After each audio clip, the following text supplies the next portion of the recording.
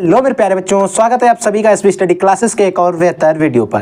तो बच्चों आज हम लोग पढ़ने वाले हैं क्लास 12th बायोलॉजी के बारे में। बायोलॉजी के 5 सबसे महत्वपूर्ण अंतर जो आपके बोर्ड एग्जामिनेशन 2024 के लिए इंपॉर्टेंट है, जो आपके बोर्ड एग्जाम में पूछे जाते हैं कि बायोलॉजी में कुछ हमारे अंतर आते हैं जो हमसे बोर्ड एग्जाम में पूछे जाते हैं। जैसे कि एक पूछा जाता है सक्रिय प्रतिरक्षा और निष्क्रिय प्रतिरक्षा में, ठीक है, इसमें आपको क्या अंतर है, इसमें विभेद कीजिए, कोई 2 से 3 अंतर लिखिए। ऐसा क्वेश्चन हमसे बोर्ड एग्जाम में पूछा जाता है। तो ऐसे ही टॉप 5 अंतर जो हैं जो आज के इस लेक्चर के अंदर हम लोग डिस्कस करने वाले हैं। टॉप 3 हैं और टॉप 4 और टॉप 5 जो हैं वो हम सभी एकदम अच्छे तरीके से डिस्कस करेंगे ताकि आपको बोर्ड एग्जामिनेशन 2024 में कोई भी प्रॉब्लम ना हो और आप उनको अच्छे से लिख कर रख सकें। जैसे कि जो पहला हमारा है कि सक्रिय प्रतिरक्षा और निष्क्रिय प्रतिरक्षा में क्या अंतर है, यानी कि आपको बताना है सक्रिय प्रतिरक्षा क्या होती है और निष्क्रिय प्रतिरक्षा क्या होती है। इसमें आपको अंतर बताना है, अंतर डिफाइन करना है। जैसे बच्चों अगर सबसे पहले हम लिखेंगे एक तरफ सक्रिय प्रतिरक्षा, एक तरफ लिखेंगे निष्क्रिय प्रतिरक्षा। देखिए सक्रिय प्रतिरक्षा क्या होती है इसको समझिए।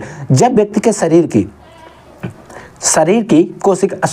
की अपनी कोशिकाएं रोगाणु के प्रति प्रतिरक्षा पैदा करती है। देखिए हमारे शरीर की जो सेल्स हैं, कोशिकाएं हैं, वो अपनी रक्षा के लिए स्वयं रोगाणु के प्रति प्रतिरक्षा पैदा कर लेती हैं, यानी कि एंटीबायोटिक पैदा करती हैं, एंटीबॉडीज, ठीक है। तो इस प्रकार की प्रतिरक्षा को हम सक्रिय प्रतिरक्षा कहते हैं, यानी कि जो शरीर में हमारे स्वयं बन जाती हैं उन्हें हम क्या कहते हैं, एक्टिव इम्यूनिटी, यानी कि सक्रिय प्रतिरक्षा कहते हैं, ठीक है। और जो हमारा जैसे निष्क्रिय प्रतिरक्षा क्या होती है, जब शरीर की रक्षा के लिए बनाए गए प्रतिरक्षी सीधे उनके शरीर में डाल दिए जाते हैं जैसे, तो उन्हें निष्क्रिय प्रतिरक्षा कहते हैं। जैसे बच्चों क्या होता है, जब आप इंजेक्शन लगवाते हो तो वो क्या होती है, कि निष्क्रिय प्रतिरक्षा होती है। और जब हमारे शरीर में स्वयं प्रतिरक्षा बनती है उसको हम कहते हैं सक्रिय प्रतिरक्षा। और जो हमारी निष्क्रिय प्रतिरक्षा होती है बहुत कम समय के लिए होती है, एक समय के बाद चली भी जाती है। जो आप इंजेक्शन लगवाते हो, टीकाकरण करवाते हो, कोरोना वायरस का लगा था, ये आपकी निष्क्रिय प्रतिरक्षा आपके अंदर थी, ठीक है।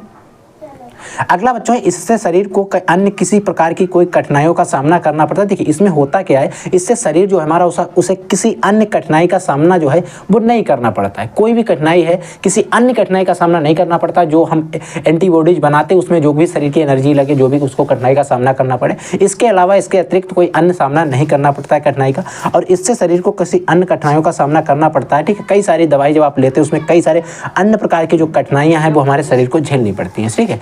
अगर बात करें यह पूरे जीवन भर कार्य करती है, एक्टिव जो इम्यूनिटी होती है, सक्रिय प्रतिरक्षा होती है, ये पूरे जीवन कार्य करती रहती है अगर एक बार आपके शरीर में बन गई। और इसका प्रभाव कुछ समय के लिए होता है, यानी कि एक समय के बाद चली जाएगी। अगर बच्चों इसके एग्जाम्पल्स की बात करें, ठीक है, अगर इसके एग्जाम्पल्स की बात करें, जैसे बच्चों चेचक बीमारी के प्रति प्रतिरक्षा आपके शरीर के अंदर बन जाती है, यानी कि चेचक की जो बीमारी होती है इसके प्रति हमारे शरीर के अंदर ही प्रतिरक्षा बन जाती है, ठीक है। तो ये तो हमारे सक्रिय प्रतिरक्षा का एग्जाम्पल हो गया। अगर हम निष्क्रिय प्रतिरक्षा, जैसे मानव में जो काली खांसी हो गई, टिटनेस हो गए, रेबीज तथा पोलियो के आदि के जो रोगजनक के लिए जो टीका द्वारा लगाई जाती प्रतिरक्षा दी जाती है, वो हमारी क्या होती है, निष्क्रिय प्रतिरक्षा, इनएक्टिव इम्यूनिटी होती है, ठीक है। तो क्या होती है निष्क्रिय प्रतिरक्षा, जो आप टीका लगवाते हो, टिटनेस का हो गया, रेबीज का हो गया, पोलियो का, ये क्या होती है हमारे बच्चों, निष्क्रिय प्रतिरक्षा होती है। लेकिन चेचक की जो बीमारी होती है उसके प्रति प्रतिरक्षा जो हमारे शरीर के अंदर पर बनती है वो हमारी क्या होती है, जो हमारी एक्टिव इम्यूनिटी होती है, यानी कि सक्रिय प्रतिरक्षा होती है। ये जो अगर एक बार बन गई तो हमारे शरीर में कई सालों तक यानी जीवन भर चलती है। लेकिन ये कुछ समय के बाद आप देखते हैं, अगर आपने एक बार काली खांसी का टीका लगवा लिया उसके बाद में खाली खांसी हो जाती है, फिर हमको लगवाना पड़ता है, यानी कि इसके जो एंटीबॉडीज बनते हैं वो हर समय हमारे शरीर के अंदर नहीं रह पाते, ठीक है। अगला देखिए बच्चों हमारा क्वेश्चन क्या है। अगला बच्चों हमारा अंतर है लघु बीजाणुधानी और गुरु बीजाणुधानी। देखिए लघु बीजाणुधानी, गुरु बीजाणुधानी में भी अंतर हमसे बोर्ड एग्जाम में पूछे जाते हैं और लगभग 3 अंतर हमको वहां पर लिखने होते हैं। जैसे बच्चों यहाँ पर एक तरफ लिखा हमने लघु बीजाणुधानी, एक तरफ लिखा गुरु बीजाणुधानी। लघु बीजाणुधानी क्या होती है, गुरु बीजाणुधानी क्या होती है। देखिए लघु बीजाणु चारों ओर से बाह्य त्वचा, अंतः स्तर, मध्य स्तर और टेप्टम से घिरे रहते हैं। अगर इसको इंग्लिश में कहें एपिडर्मिस, एंडोथीसियम, मिडिल लेयर और टेप्टम। एपिडर्मिस, एंडोथीसियम, मिडिल लेयर और टेप्टम, 4 झिल्ली होती है, इनके द्वारा ये लघु बीजाणु जो होते हैं हमारे घिरे रहते हैं। जो हमारे गुरु बीजाणु होते हैं, ये बीजांड इसको कहें तो ये चारों ओर से बाह्य त्वचा तथा जो इंटेगुमेंट होते हैं, अध्यावरण, उनके द्वारा घिरे रहते हैं, ठीक है। हाँ ठीक है, यानी कि जो लघु बीजाणुधानी होती है उसमें 4 लेयर्ड होती है। यहाँ पर क्या होता है, अंतः स्तर होता है और हमारे इंटेगुमेंट अध्यावरण से घिरी रहती है, ठीक है। अब देखिए बच्चों अगला हमारा इसका पॉइंट क्या है, अनेक लघु बीजाणु मात्र कोशिकाओं से अर्धसूत्री विभाजन द्वारा असंख्य लघु बीजाणु यानी कि परागकण बनते हैं, ठीक है। इसमें क्या होते हैं, असंख्य परागकण बनते हैं, ठीक है। यानी कि लघु बीजाणु में अर्धसूत्री विभाजन के द्वारा असंख्य हमारे जो होते हैं परागकण यानी कि लघु बीजाणु बनते हैं। लेकिन जो गुरु बीजाणु होते हैं, गुरु बीजाणु मात्र कोशिका जो होती है अर्धसूत्री विभाजन द्वारा 4 लघु बीजाणुओं का निर्माण, अगुणित गुरु बीजाणुओं का निर्माण करती है। कैसे अगुणित गुरु बीजाणुओं का निर्माण करती है? इनमें से होता क्या, 3 नष्ट हो जाती है। इसमें 4 का निर्माण करती है लेकिन 3 नष्ट हो जाते हैं। एक ही सक्रियशील होता है, एक ही सक्रिय रहता है। ठीक है। अगला लास्ट हमारा इसका पॉइंट हो जाएगा, लघु बीजाणु परागकोश से स्फुटन से मुक्त हो जाते हैं। लघु बीजाणु में होता क्या, परागकोश से स्फुटन, परागकोश में स्फुटन से मुक्त हो जाते हैं और ये करते क्या है, नर युग्मकोद्भिद होते हैं और इसमें नर युग्मक बनते हैं। ठीक है। लघु बीजाणु धानी में क्या बनते हैं, एक तरीके से नर युग्मक बनते हैं।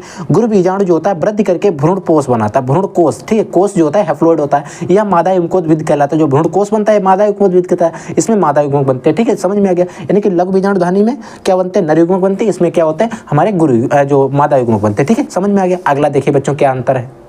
देखिए अगला क्या है, परिभ्रूणपोष एवं फल भित्ति में विभेद कीजिए। यानी कि परिभ्रूणपोष क्या होता है और फल भित्ति, इसमें आपको डिफरेंट बताना। देखिए परिभ्रूणपोष क्या आता है, कुछ बीजों में क्या होते हैं, बीजांड का जो बीजांड काय होता है वो एक पतले अध्यावरण के रूप में बचा रहता है।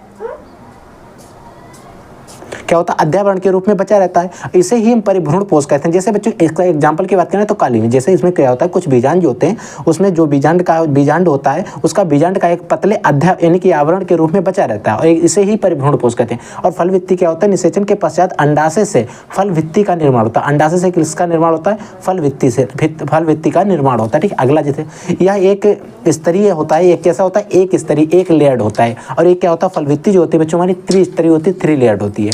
यह भोजन संग्रह करता है। ये क्या करता है, परिभ्रूणपोष क्या होता है, भोजन संग्रह करता है। लेकिन जो फल भित्ति सुरक्षा प्रदान करती है, भोजन संग्रह करती है और इसका साथ साथ सुरक्षा प्रदान करने के साथ साथ क्या करती है, भोजन संग्रह भी करती है। ठीक है, इस तरीके से आपको इसमें तीनों अंतर मैंने आपको बता दिए। टॉप 3 हमने आपको बता दिए। चौथा क्या है, इसको भी ध्यान से सुन लीजिएगा।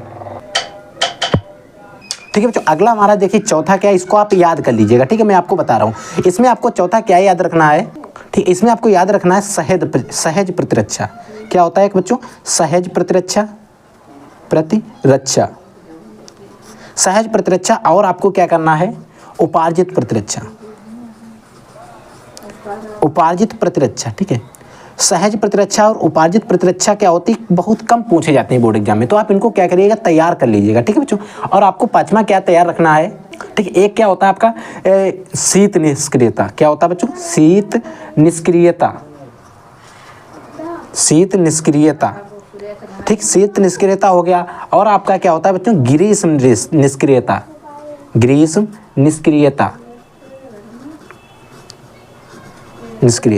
आपको शीत निष्क्रियता हो गया, ग्रीष्म निष्क्रियता, इसमें आपको लगभग 3 पॉइंट याद रख लेना है। और उसमें भी आपको 3 पॉइंट ही याद रखना है क्योंकि बोर्ड एग्जाम में 3 ही पॉइंट पूछे जाते हैं। तो ये बच्चों अगर आपने 5 तैयार कर लिए, देखिए जो सबसे ज़्यादा इंपॉर्टेंट थे वो मैंने आपको पढ़ा दिए। ठीक है, अब आपको 3 पढ़ा दिए। अब आप इनको क्या करें, एक बार सिर्फ पढ़ लेना कहीं से भी। ठीक है, दोनों को आप क्या करना, एक बार पढ़ लेना और आपको बोर्ड एग्जाम में जाके लिख देना अगर ये आते हैं। अन्यथा आपको जो 3 हमने आपको पढ़ाए हैं इन्हीं से लघु बीजाणु धानी हो गया। ठीक है, लघु बीजाणु धानी गुरु बीजाणु धानी में अंतर हो गया, ये भी ज़्यादा पूछा जाता है। ठीक है, और एक आपकी सक्रिय प्रतिरक्षा और निष्क्रिय प्रतिरक्षा में पूछा जाता है। एक परिभ्रूणपोष और फल भित्ति में अंतर पूछा, यही 3 जो है सबसे ज्यादा पूछे जाते हैं। आप इनको भी तैयार रखिएगा। ठीक है बच्चों, अगर आपके मन में कोई डाउट है, कोई भी क्वेश्चन है तो वीडियो के कमेंट सेक्शन में कमेंट पूछेगा और हम आपकी उस कमेंट का रिप्लाई जरूर देंगे। ठीक है बच्चों, तो आप लोग पढ़ते रहिए, आगे बढ़ते रहिए। I will take next class. तब तक के लिए जय हिंद, वंदे मातरम।